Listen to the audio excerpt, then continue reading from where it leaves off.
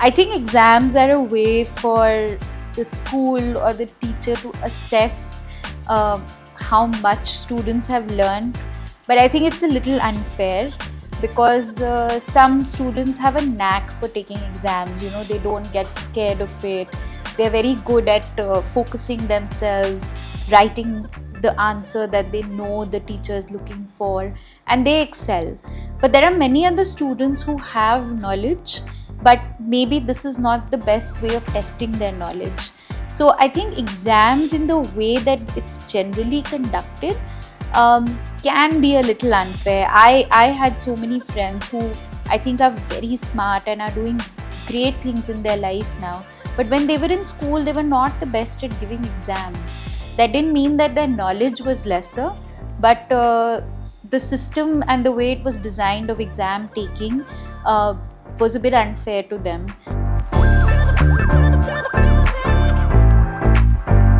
Welcome to Up Close and Personal Vision Next, where we deeply dive with collective action, education, and education equity. I am your host, Ganavi. I am Shravani. Today we are in conservation with Aradhana ma'am. Hello, ma'am. Welcome to the show, and thank you for joining us, ma'am. Before we start talking about leadership and education, we thought we would start with a small segment called School Chale Hum.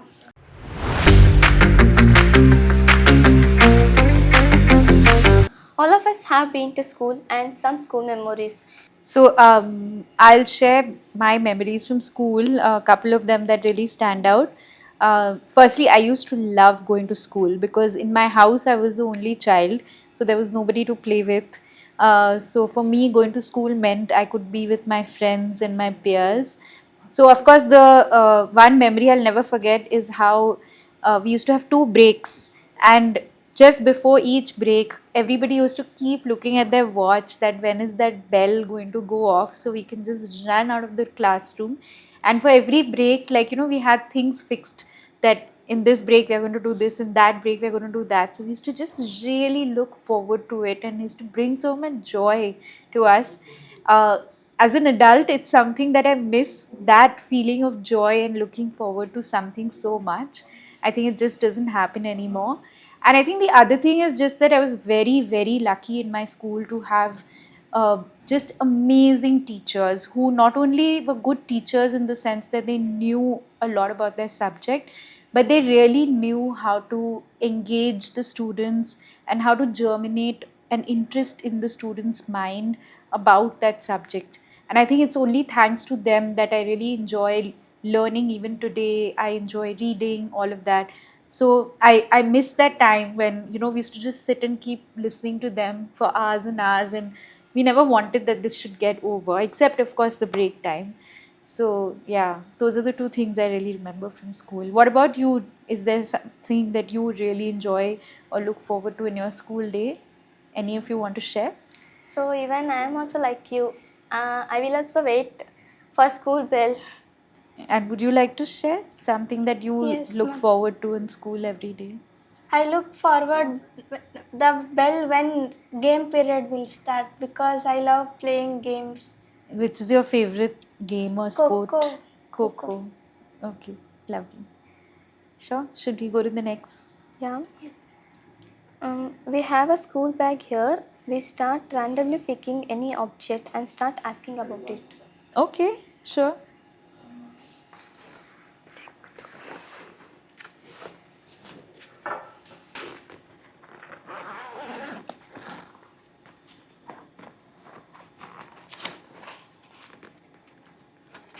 Are you ready? Yes.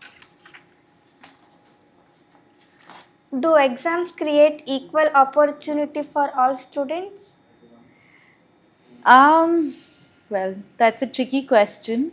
I think exams are a way for the school or the teacher to assess uh, how much students have learned. But I think it's a little unfair because some students have a knack for taking exams. You know, they don't get scared of it. They're very good at focusing themselves, writing the answer that they know the teacher is looking for, and they excel.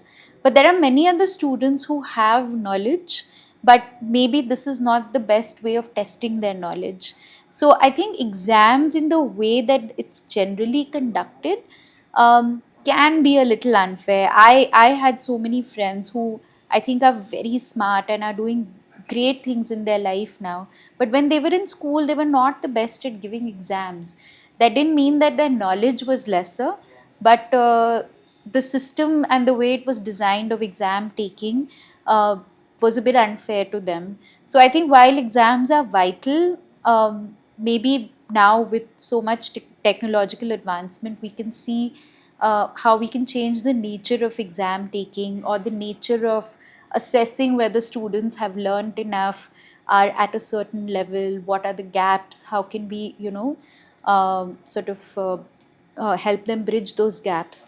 Earlier, I think exams were always taken just purely for testing, but not for understanding that where are the gaps in the student's learning and how can the school help the student bridge those gaps. How important is identity and belonging in education? So I think it's, especially in today's time, very, very important, because there's so many distractions around us in the world, and especially for children. I think if they don't have a sense of belonging with their school community, they will feel very lonely, very lost.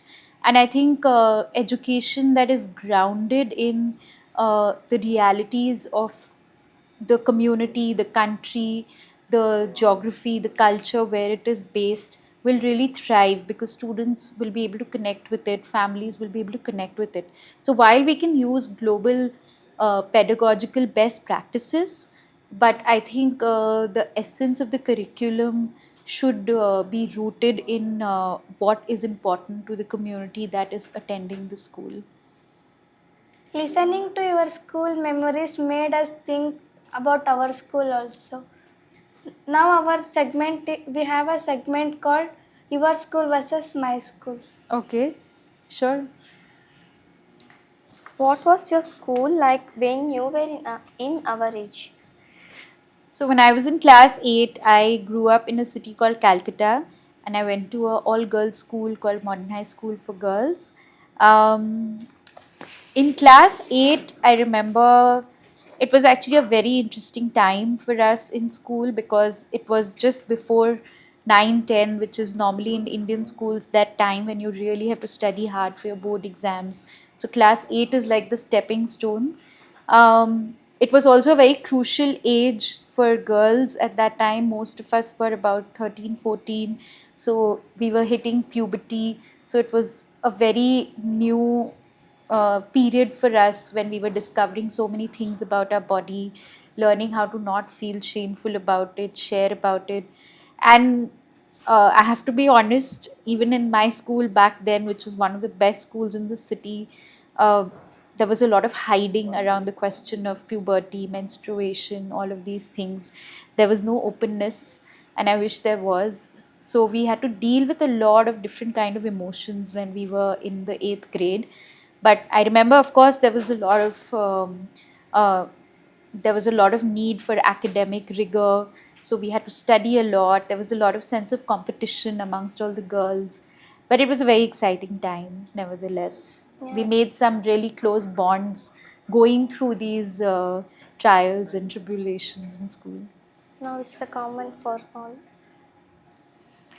How is your school different from other school you work with today? So, as I said earlier, I think one of the biggest gifts that the school gave us was that they had really excellent teachers who really instilled a love for the subject that they were teaching in the minds and hearts of the students. A lot of the things that I studied further or like to learn about today are rooted in, the time I had in the classroom with my school. And I think the other thing that they really instilled in us was a sense of service. It was very big in our school to think about how can we help each other, how can we be kind to the people around us. There was a lot of service programs like guides, etc., where we got an opportunity to work in the communities around us. Um, Plus, I think the other thing that the school really gave us was um, a confidence that we can really achieve what we want and what we set our minds to, which growing up in the 90s, it was still for girls, like sort of a journey that we were making. We didn't yet always have that confidence, but the school really gave us that confidence to believe in ourselves. In school, teachers will tell you should become a leader, but no one explains what is the meaning of leader. Can you Yeah. tell what is a leader to you? So to me, I think a true leader is one who is compassionate. I think without compassion, leadership can be strong, good, but it might not last and it might not leave an impact, a positive impact on the people around you. So, in any leadership role that I have taken up in my life, I've always tried to instill a sense of compassion married with a sense of purpose. So, if we can inspire the people around us to have some purpose for the cause for which we have come together, whether it is business, whether it is impact creation, anything, and have compassion for them, believe in what their strengths are, help them identify those strengths, grow those strengths, then we can truly thrive as a community or an organization. I think a true leader is smart enough to recognize these things, because once you have compassion, you have the team strengths, you have teamwork, you have a sense of collaboration, and then all of this married with purpose, then nothing can stop your team. They can achieve anything and overcome anything. So I think that's what one has to remember, and especially in the 21st century where knowledge is accessible through your phone, right? You can learn about anything very, very quickly. So having excellence in knowledge doesn't necessarily make the best leader, but it's somebody who can inspire their team to use that knowledge successfully, not just for themselves, but for everyone around us. I think that would make a good leader. What is your favorite subject in school? Maths. I love Maths, English English. So you like reading? because, yeah, I really don't like mathematics. That's okay, don't worry. What's Oh, your favorite subject? my favorite subject was history, Why? and I think it was purely because I had amazing history teachers. So they really made it like a story, when they were teaching us history. It wasn't just learn this date, learn this, like they really made it into a story. So it became very interesting for us. What do you, can a student become a leader? Of course, students are leaders. Firstly, they are leaders of themselves, because in your journey as a student, there's so much that you take in every day. There's so many little things that you have to negotiate, decide for yourself when you're away from your family at a young age, that whether this is a right choice, wrong choice. So, students, firstly, are leaders for themselves, and then uh, students will make the best leaders, I feel, because there's still a little, I would say, untouched by a lot of the negativity that exists in the world outside, which you experience more once you step out of school and university. So they still have some purity at heart, and um, uh, you know, their priorities are in the right space. So actually, I think they would make great leaders, because they would really be able to prioritize what their peers need, what they need, and what the world around them needs. So I think that purity gives them an advantage of being a better leader for the world. So students definitely are leaders for themselves, and then they will definitely make better leaders. So we should give more agency to students and hear them more often. Your words made me inspired, ma'am. Thank you. Thank you. So the last segment called Jaldi Batao. Okay. In this, we ask some questions. You should give an answer quickly. I will So, try. who is your best friend in school? My best friend, and she's still my best friend, I'm very happy to say. Her name is Ankita. She lives in Calcutta. We became best friends in second grade, and we still call ourselves best friends. The teacher you hate, like you don't like them. I don't think I hate anyone, but yes, in school there were some teachers who were very scary. So I think we used to just be scared of them. We didn't really hate them, but yeah, maybe at that time the language we used was probably, oh my god, I hate her. But basically, I think we were just a little scared and intimidated by them. What is your hatest subject, ma'am? Means which you don't like that. Oh, uh, I was actually very geeky, so I used to really love learning everything. But I think I was not very good at languages. Whenever we had to learn a language that was not Hindi or English, like we had to learn Bengali or Sanskrit or anything else, it was not something I was good at. Picking up all the grammatical tools of that language, learning how to, understand the grammar and write it, I was not very good at it. Um, One school rule you should remove that. You should Remove. remove. Oh, we had lots of rules in our school that I would remove. So our school was very, very particular about, uh, you know, everything being right from your hair to your uniform and every part of your uniform, your socks, your shoes, your nails, everything. And I mean, I understand that it's good for, children to be particular about hygiene, etc.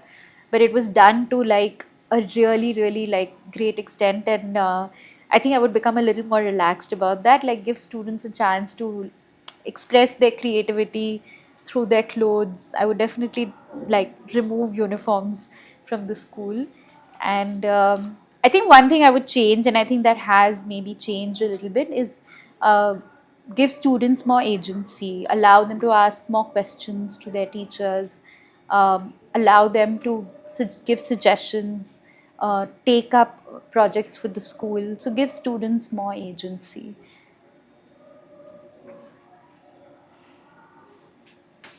Is there Can any? you give one message or suggestion to children who are seeing this episode? So I think the suggestion that I would give to children is that uh,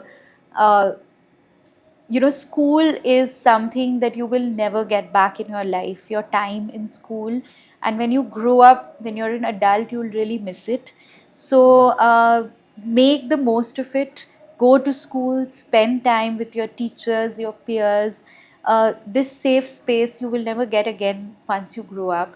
So make the most of it, and this kind of learning opportunity that schools provide when you're younger, again it will be very difficult to do that when you're older, when you need to work, you need to earn money. So make the most of it.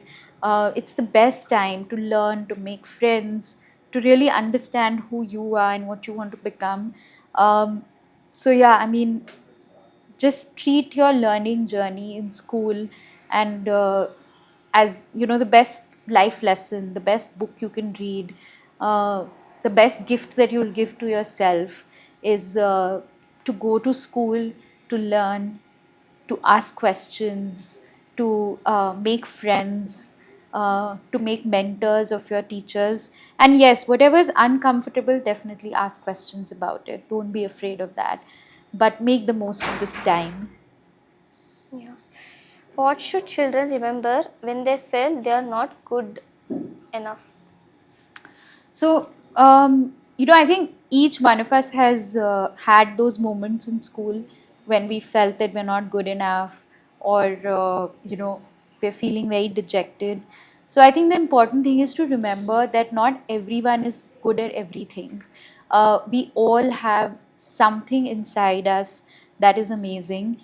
And this journey through school is a journey when we get to discover that, when we get to understand ourselves. So don't feel dejected if you fail at one thing. Maybe you were not meant to do that thing, maybe it's something else. So keep trying new things, keep uh, you know failing at something in school is honestly, when you're 30 40 years old, you won't even remember it. Don't let it become something that defines you, but learn from it and move on. uh, because it's just going to be a small blip in your life. Don't give it so much importance that it becomes a big thing in your life. uh, you will discover one day that what is it that you love doing, what is it that you are good at, you were meant to do, and you won't even think about that time when you had failed. So just use it as a learning experience and move on. Can a person become leader without officially power? Of course, like I said, in our life, every day, firstly, we lead our life, right? So we are leaders for ourselves as well. We are our own champions. Then we are leaders in our family. We are leaders amongst our friends, amongst our community. And being a leader in your family or with your friends or community doesn't mean that you are making decisions for everyone or you are deciding this is wrong, this is right. Uh, Being a leader every day means, like I said earlier in my definition of leadership, being compassionate, having your ears open, listening, understanding what are people's strengths, what are things that they need help with, how can you bring people together. That's a very strong leader who can bring people together. So, yes, leadership doesn't need power. Leadership means taking responsibility. So you have to go out there, take responsibilities, take charge.